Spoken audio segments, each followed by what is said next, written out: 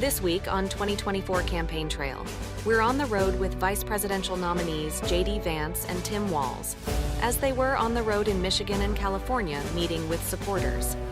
And with presidential nominees Donald Trump and Kamala Harris as they were on the road in Arizona and New Jersey with their own campaign messages.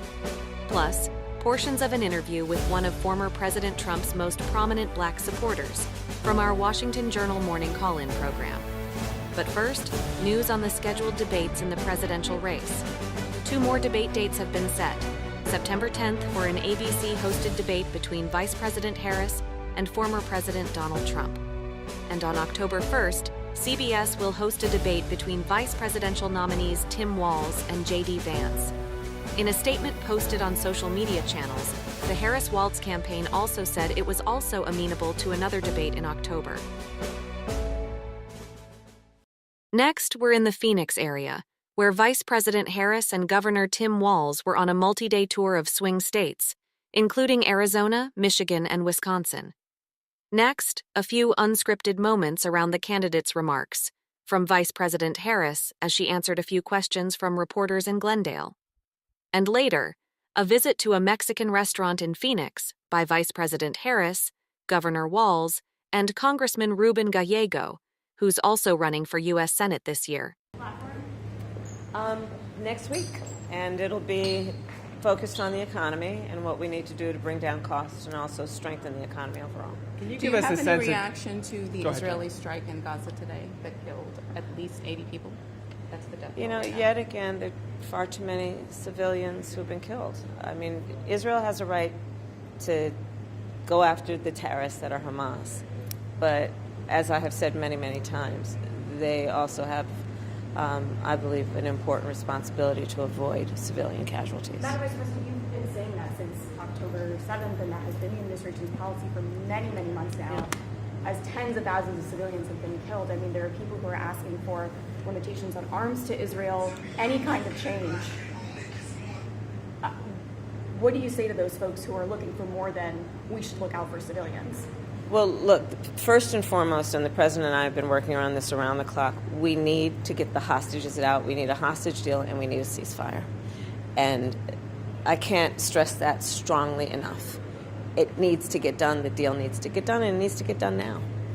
On economy, I know you're going to speak about that this coming week. Yeah. Can you give us a sense on what your view is on the Fed and independence of the Fed? President Trump weighed in on that list last week and said he thought he should have some say in the Fed's decisions. I couldn't disagree more strongly. The Fed is an independent entity, and as president, I would never interfere in the decisions that the Fed makes. And what's your take on their policies right now? There was some concern last week as the market fell that there might be a recession coming. What's your view on that? Well, as we know, there was some turbulence this week, but it seems to have settled itself, and we'll see what the decisions they make next. And I hear about them about the same time you do.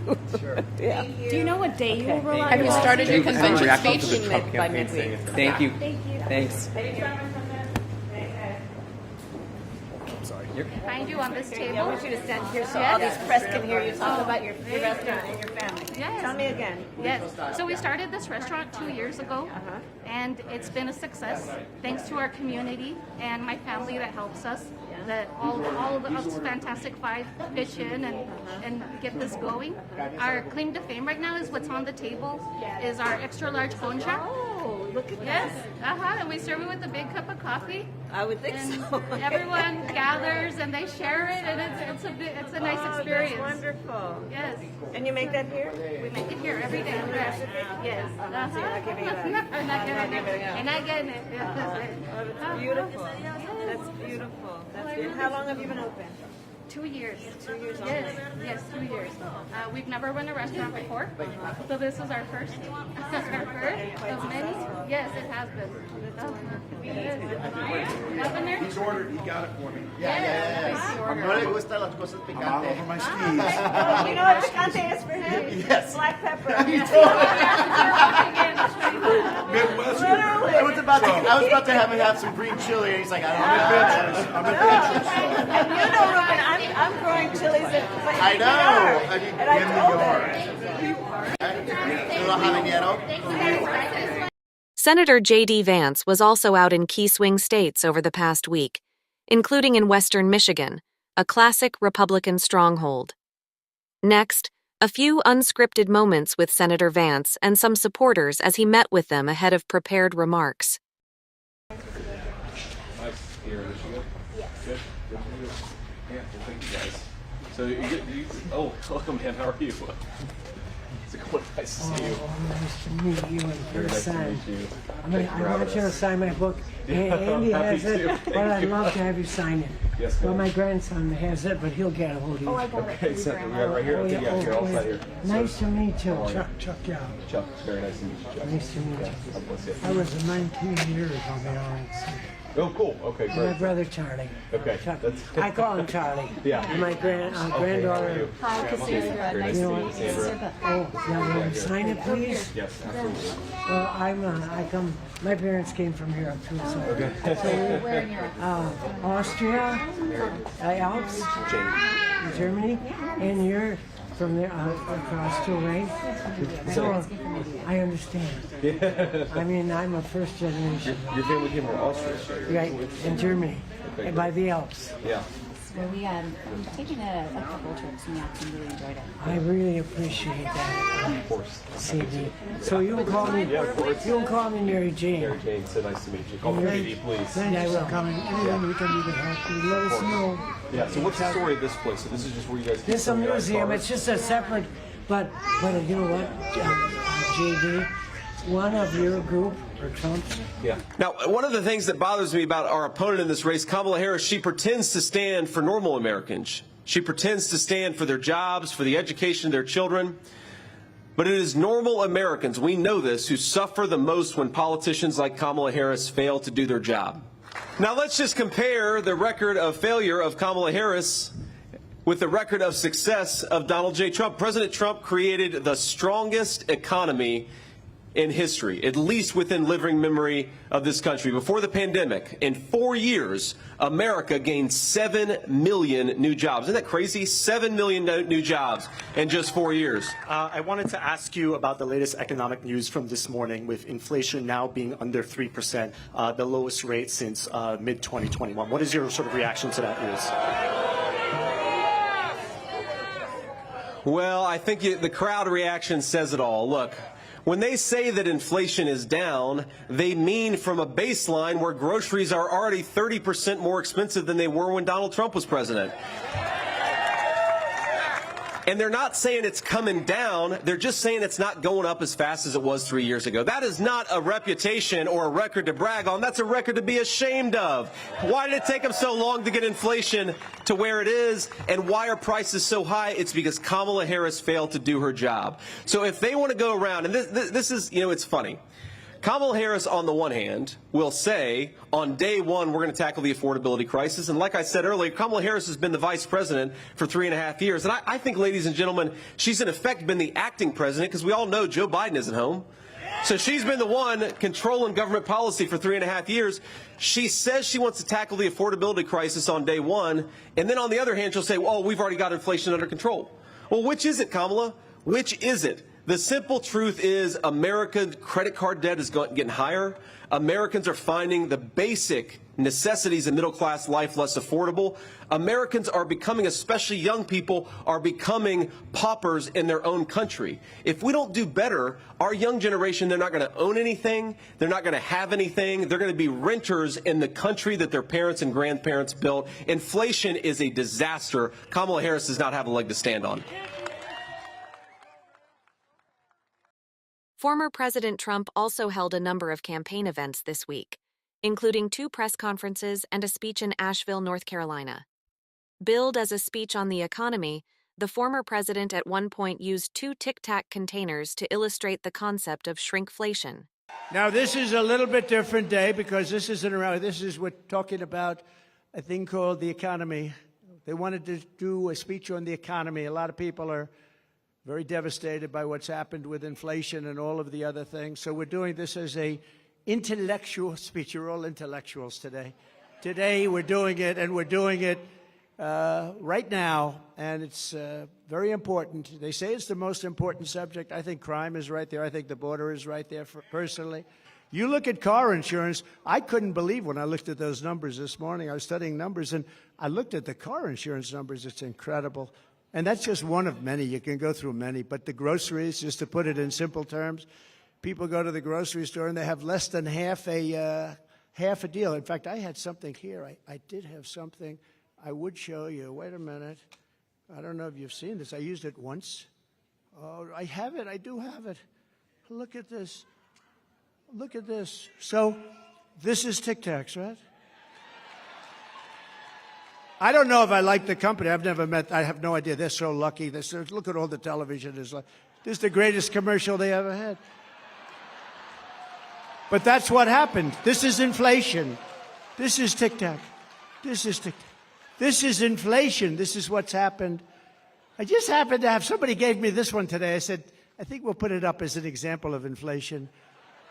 But you know what? Inflation is destroying our country. It's destroying our families. We will target everything from car affordability to housing affordability to insurance costs to supply chain issues. We have the worst supply chain we've ever had in the history of the country. To the price of prescription drugs. I will instruct my cabinet that I expect results within the first 100 days or much sooner than that. Later in the week, he held a press conference at his Bedminster, New Jersey golf club, where he also hit on the theme of inflation and the economy. $129 more on energy and $241 more. This is all per month on rent. So you have that, $148, $129, $241, and then many other increases. You add it all up, it's thousands and thousands of dollars that she and he have cost people. The cost of a typical monthly mortgage has doubled since I left office, and that number was about 3 months old from government, and now it's tripled. We had mortgage rates at around 2%, close to 2%, and they're now at 10%, and you can't get a mortgage. So that means it's a lot higher than 10%. I guess it is whenever they want to give over the money, and that's a lot more than 10%. So when you think about double, they've actually quadrupled or more than that. Think of that, quadrupled. What happened to all these groceries? She's 100 years old. She wants my autograph. I think we should do it. Go do it.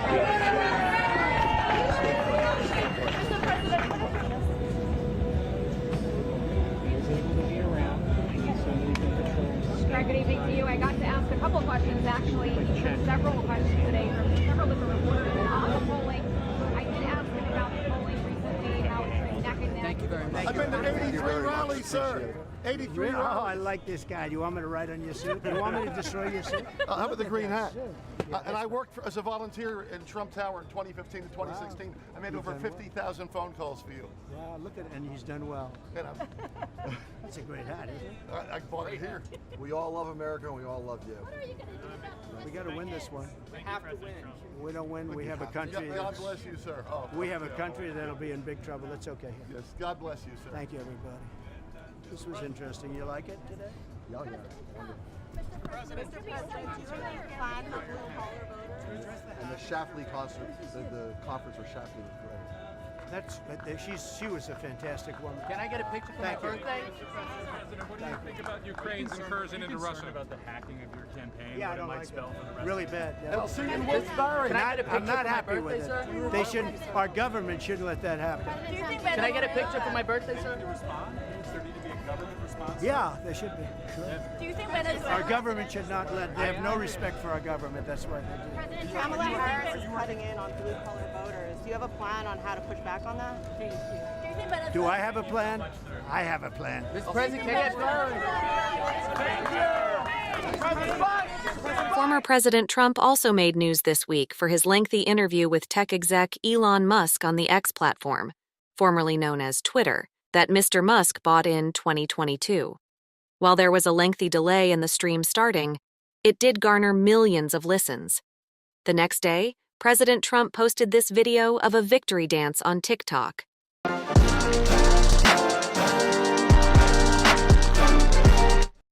Former President Trump also voted early in Florida's primary election this past week.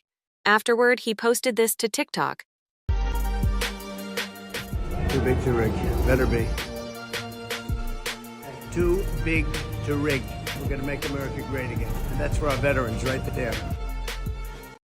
One last entry from the former president's social media over the past week. Keeping on the theme of the economy, Mr. Trump posted this to TikTok ahead of his Thursday press conference in New Jersey. Did you know that the Kamala Harris price hikes have cost the average family $28,000?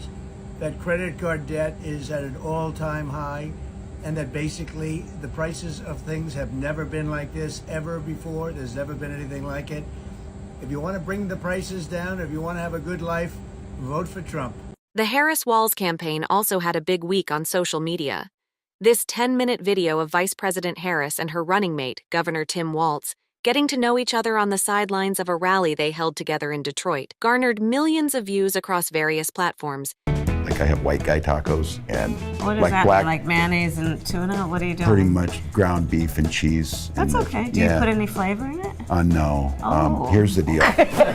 No, they said to be careful and let her know this, that black pepper is the top of the spice level in Minnesota, you know. I'm the first vice president, I believe, who has ever grown chili peppers. Well, trying to expand We'll figure that- my food knowledge. You know what? We've got some cantaloupes. You'll be fine. Yeah. So, I I called was you, hoping maybe Tim. we wouldn't have to. I called you, Tim. Yes. You didn't answer, Tim. I know.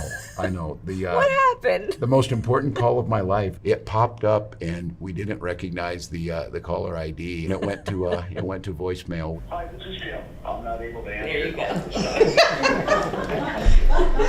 Responsible. Thank you.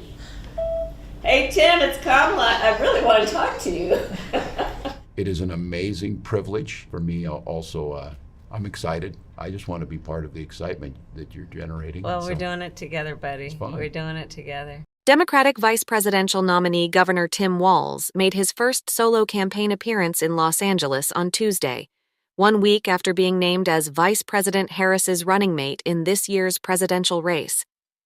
His remarks came at an annual conference of a large government employees union, where Governor Walz reiterated his support for organized labor. Here's a little fact that they just told me. By the way, my week has been very interesting since last Tuesday, as you might guess. But here's a fact they shared with me as I came here to make this opportunity to say thank you. I happen to be the first union member on a presidential ticket since Ronald Reagan.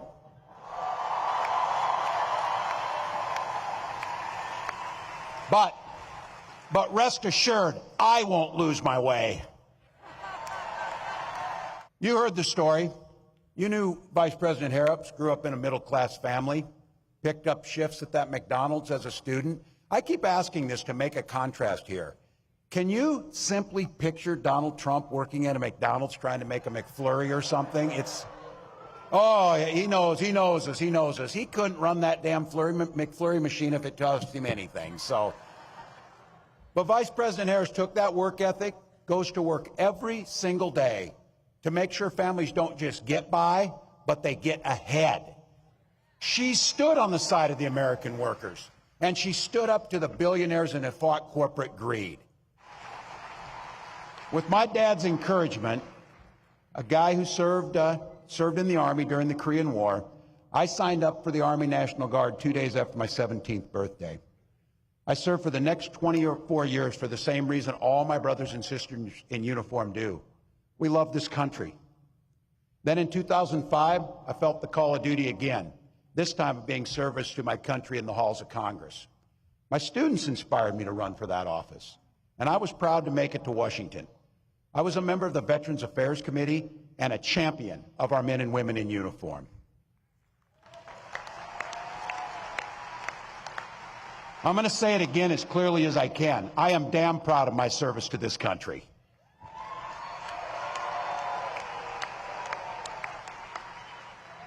And I firmly believe you should never denigrate another person's service record. To anyone brave enough to put on that uniform for our great country, including my opponent, I just have a few simple words. Thank you for your service and sacrifice. The Harris-Walz campaign also made headlines this week as more than 70,000 people attended a virtual rally held by the Republicans for Harris Affinity Group. Featuring speakers like former Congressman Joe Walsh and Adam Kinzinger and actor Mark Hamill, Best known for his role as Luke Skywalker in Star Wars, the virtual rally is one of dozens of affinity groups the Harris-Walz campaign has assembled and turned into fundraising and organizing vehicles in recent weeks. Next, some of the highlights from the meeting. Do you want this Republican Party to change? Do you want it to be Ronald Reagan's party again? Do you want it to be a party that stands for freedom and limited government and opportunity again? And generally, they always say yes. And then the answer is the fastest, quickest, easiest way to get that Republican Party back is for Donald Trump to get his ass spanked this November. Trump has to lose. Trump has to lose by a lot. The Republican Party, my friends, on this call, I'm closing, Olivia, I promise. The Republican Party will remain Trump's party unless Trump loses decisively. Let's be clear. Probably the vast majority of people that are considering being Republicans for Harris voted for Donald Trump once or twice, and now trying to wrestle with, okay, I voted for him in 2016 and in 2020. Is now the time to break away? And we don't have to have regrets for who we supported in the past. It's about what are we going to do for the future? What's it going to be for our kids? And I also want to mention somebody that I've gotten to know very recently a little bit, Pam Hemphill. She was actually arrested on January 6th for going into the Capitol and has since been out there talking about how much of a mistake that was, how Donald Trump is leading a cult and how it's okay to walk away. So I think it's important for all of us to just remember, just because maybe you voted for Trump in 16 or 20, we all can sometimes wake up and say, you know what, we thought it was going to work a different way, but the reality is our democracy is in danger. Look, I'm not one of these that, believes that there's not going to be an election in 2028 if Donald Trump wins. I think that's a bit dramatic. But what I will say is the faith in our democracy is constantly being chipped away by Donald Trump. When he convinces a third of the country that an election was stolen, how can you ever believe in democracy if you truly believe an election was stolen from you? We've never seen a situation that is so wrought with danger for our future. At the moment, there is no Republican Party. There is a MAGA cult of personality. I have Republican friends. Thankfully, they're not MAGA, but you are a crucial component of the coalition that we're going to need to end MAGA once and for all, so that the Republican Party can come back. The reasonable, sane Republicans. Now, obviously, I'm a lifelong Democrat, and we have policy issues, but nothing like what we're facing now. One last stop out on this week's campaign trail, in Raleigh, North Carolina, where Vice President Harris unveiled her economic plan. She talked about the pinch felt by many families amid high inflation, and talked about steps she'd take as president to ease prices on consumer goods and housing. The bills add up. Food, rent, gas, back-to-school clothes, prescription medication. After all that, for many families, there's not much left at the end of the month. I grew up in a middle-class household. For most of my childhood, we were renters. My mother saved for well over a decade to buy a home. I was a teenager when that day finally came, and I can remember so well how excited she was. I kind of understood what it meant, but we called her Mommy. Mommy was so excited, it just made us excited that she was so excited. Later in college, I worked at McDonald's to earn spending money. Well, some of the people I worked with were raising families on that paycheck. They worked second or even third jobs to pay rent and buy food. That only gets harder when the cost of living goes up. When I am elected president, I will make it a top priority to bring down costs and increase economic security for all Americans. As president, I will take on the high costs that matter most to most Americans, like the cost of food. we all know that prices went up during the pandemic when the supply chains shut down and failed. But our supply chains have now improved, and prices are still too high. A loaf of bread costs 50% more today than it did before the pandemic. Ground beef is up almost 50%. Many of the big food companies are seeing their highest profits in 2 decades. And while many grocery chains pass along these savings, others still aren't. Look, I know most businesses are creating jobs, contributing to our economy, and playing by the rules. But some are not. And that's just not right. And we need to take action when that is the case. One last highlight from C-SPAN's Washington Journal, which airs each morning at 7 a.m. Eastern. We talked with Michaela Montgomery, a Black supporter of former President Donald Trump's 2024 presidential campaign, who went viral after meeting him at a campaign stop at a Georgia Chick-fil-A restaurant. You introduced former President Trump at his recent rally in Atlanta. How did that come about? How did you meet him? So I actually met him back in April at the Chick-fil-A that, was a viral moment now. And I've been in contact with the team ever since then. I just reached out to the team and I said, what are the odds that I can speak on Saturday? And they said yes. And I made that request on a Wednesday night. And nobody, told me what to say. Nobody said, make sure you do this. Nobody made any edits to my speech. They literally let me write it out. I submitted and said, this is what I'd like to say. They said, all right, try to keep it under 5 minutes. And why do you personally support former President Trump? I personally support President Trump due to my personal beliefs. So as a former foster child, I really love family, and I don't think that just because things didn't work out with my birth parents, that meant that I didn't deserve to be here. So that turned me kind of into a pro-lifer. As a single mother, as a woman who, I think I'm gorgeous. So just being able to protect myself, having my Second Amendment rights protected regardless. I do not want to live in a world in which your personal firearms are expected to be surrendered, because in a world like that, the only people who have guns are criminals and law enforcement. I have a brother that was formerly incarcerated, so he is now a returning citizen. And I think it's unfair that migrants can commit a crime by illegally migrating over here, and they get rewarded with the same resources that my brother would be turned down for. So my brother cannot get food stamps. My brother cannot apply for a luxury apartment. My brother cannot just go out for a corporate job without knowing somebody who knows somebody. Yet a migrant can come over here illegally and be awarded food stamps, be awarded housing assistance, be granted the opportunity to pursue a higher education, all of these things. Yet my brother, who was born here, bred here, when he worked, paid taxes here, he can't get those things, but a migrant can. So when I look specifically at policy and my personal experience, everything that I would want aligns with what I see on the Trump side. So Kayla, the Atlanta rally that we were talking about, where you introduced former President Trump, a few days before that, he spoke to the National Association of Black Journalists, and he talked about Vice President Harris's racial identity, that she had become Black. A lot of critics said that hurt him with Black voters.